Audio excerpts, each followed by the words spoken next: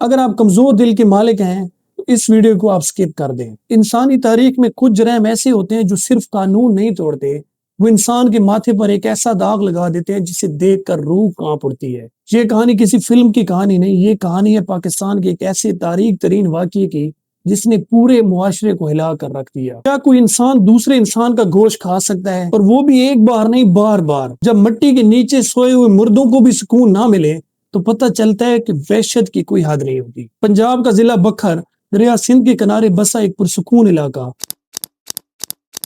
یہاں ایک چھوٹا سا قصبہ ہے دریا خان۔ عام طور پر یہاں کی صبح پرسکون ہوتی ہیں اور راتیں خاموش، لیکن اپریل 2011 میں اس خاموشی کو ایک ایسی خوفناک سچائی نے چیر ڈالا جس کی گونج پورے پاکستان بلکہ پوری دنیا میں سنی گئی۔ ایک ایسا واقعہ سامنے آیا جس نے ہر سننے والے کو یہ سوچنے پر مجبور کر دیا کہ آخر یہ کیسے ممکن ہے۔ چوری، ڈکیتی، قتل، یہ سب جرائم معاشرے کا حصہ رہے ہیں، لیکن دریا خان میں جو ہوا وہ ایک ایسا دھچکا تھا جس کے لیے نہ تو ہماری پولیس تیار تھی اور نہ ہی ہمارا سماج۔ آئیے پہلے ان کرداروں کو سمجھتے ہیں جنہوں نے اس ہولناک داستان کو جنم دیا۔ یہ کہانی ہے دو بھائیوں کی، عارف اور فرمان۔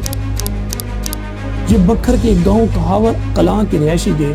میڈیا رپورٹس اور پولیس ریکارڈز کے مطابق یہ بھائی عام لوگوں کی نظروں سے دور ایک الگ تھلگ زندگی گزار رہے تھے۔ ان کا خاندانی پس منظر کوئی مجرمانہ نہیں تھا، لیکن ان کی زندگی پر پراسرائیت سے بھری ہوئی تھی۔ رپورٹس بتاتی ہیں کہ ان دونوں بھائیوں کی شادیاں بھی ہوئی تھی، لیکن ان کی عجیب رویے اور مبینہ تشدد کی وجہ سے ان کی بیویاں انہیں چھوڑ کر چلی گئی۔ اس کے بعد یہ دونوں معاشرے سے بالکل کٹ گئے اور ان کا یہ ویران مکان ایک ایسی تاریک جگہ بن گیا جہاں سورج کی روشنی بھی اندر جانے سے کتراتی تھی۔ پھر وہ دن آیا جس نے سب کچھ بدل دیا۔ اپریل 2011 دریا خان کے ایک مقامی قبرستان میں خاندان اپنی 24 سالہ مرحومہ بیٹی سائرہ پروین کی قبر پر فاتحہ خوانی کے لیے پہنچا، لیکن وہاں پہنچی ان کے پیروں تلے سے زمین نکل گئی۔ قبر تازہ کھدی ہوئی تھی اور اندر سے لاش غائب تھی۔ پولیس کو فوراً اطلاع دی گئی۔ تفتیش شروع ہوئی تو نشانات قدم عارف اور فرمان کی اسی ویران گھر کی طرف لے گئے۔ جب پولیس نے وہاں چھاپا مارا تو جو منظر سامنے آیا اس نے سخت جان پولیس افسران کے بھی ہوش اڑا دیے۔ گھر کے اندر ایک دیگچی میں انسانی گوشت کا سالن موجود تھا اور تلاشی کے دوران سائرہ کی لاش کے کچھ حصے برآمد ہوئے۔ میڈیا پر یہ خبر جنگل کی آگ کی طرح پھیلی۔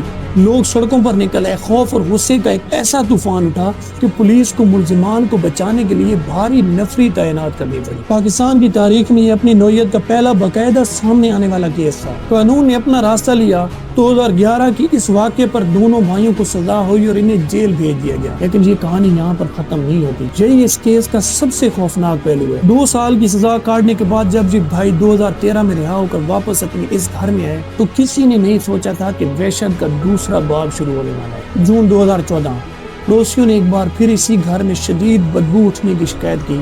پولیس نے دوبارہ چھاپا مارا۔ اس بار گھر کے اندر سے 2 سالہ بچے کا سر برآمد ہوا۔ عارف کو موقع پر گرفتار کر لیا گیا جبکہ فرمان کچھ دیر بعد پکڑا گیا۔ فورانزک شواہد، گواہوں کے بیانات اور کرائم سین کی تفتیش نے تصدیق کی ان 2 بھائیوں نے جیل سے باہر آتے دوبارہ وہی ہولناک کام شروع کر دیا تھا۔ اب سوال یہ اٹھتا ہے کہ ایک انسان کا دماغ اس حد تک کیسے سخت ہو سکتا ہے؟ سائیکالوجی اور کرمنالوجی کے ماہرین اس رویے کو سمجھنے کے لیے مختلف نظریات پیش کرتے ہیں۔ اگرچہ ان دونوں بھائیوں کا کبھی بھی کوئی باقاعدہ سائیکیٹرک ڈائگنوسس یا نفسیاتی معائنہ پبلک ریکارڈ کا حصہ نہیں بنا، لیکن عالمی سطح پر ایسے مجرموں کا پروفائل ایک شدید پرسنالٹی ڈسٹربنس کی طرف اشارہ کرتا ہے۔ ایسے جرائم کے پیچھے اکثر اینٹی سوشل ٹریٹس پائے جاتے ہیں، جہاں انسان کے اندر سے اچھائی، برائی، رحم اور اخلاقیات کا احساس بالکل ختم ہو جاتا ہے۔ سوشل آئسولیشن اس کیفیت کو مزید شدید بنا دیتی ہے۔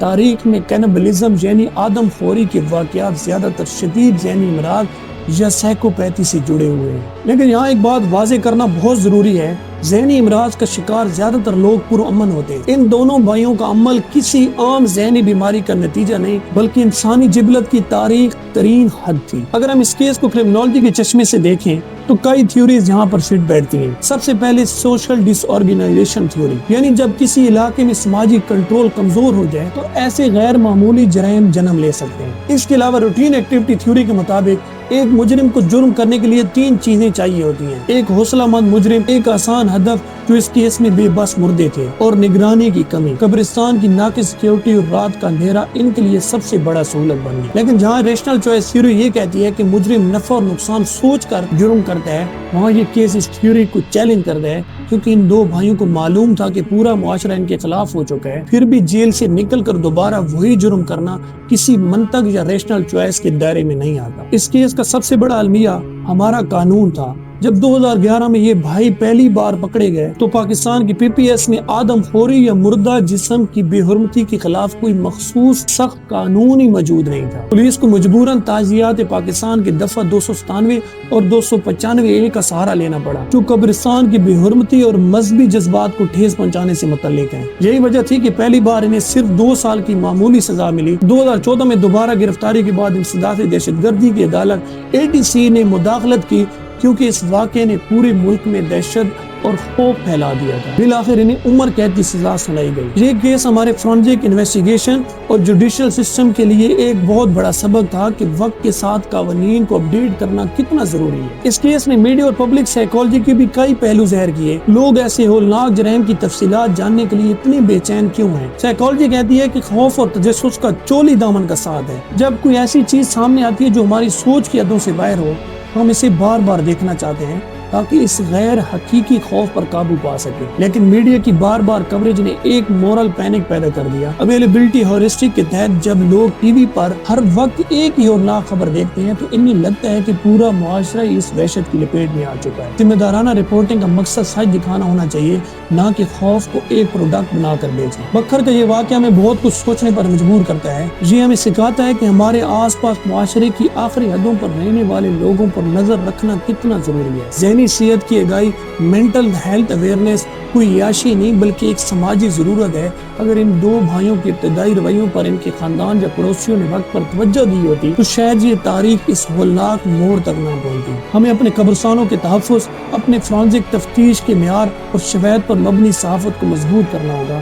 سب سے بڑھ کر ہمیں ان لوگوں کا احترام برقرار رکھنا ہوگا جو اس دنیا سے رخصت ہو گئے، کیونکہ ایک مہذب معاشرے کی پہچان یہ ہے کہ وہ اپنے مردوں کی کتنی عزت اور ان کو تحفظ دیتا ہے۔ عارف و فرمان اجمل آج جیل کی سلاخوں کے پیچھے اپنی سزا کاٹ رہے ہیں، لیکن ان کا جرم تاریخ کی کتابوں میں ہمیشہ ایک انتباہ بن کر رہے گا۔ یہ کہانی کسی خوفناک کردار کو مشہور کرنے کے لیے نہیں بلکہ یہ یاد دلانے کے لیے کہ جب انسان اخلاقیات اور انسانیت کا دامن چھوڑتا ہے تو وہ کس حد تک گر سکتا ہے۔ انصاف صرف مجرم کو سزا دینے کا نام نہیں، انصاف یہ ہے کہ ہم ایک ایسا معاشرہ بنائیں جہاں وحشت کی ایسی تاریخ پرچھائیاں دوبارہ کبھی بھی جنم نہ لے سکیں۔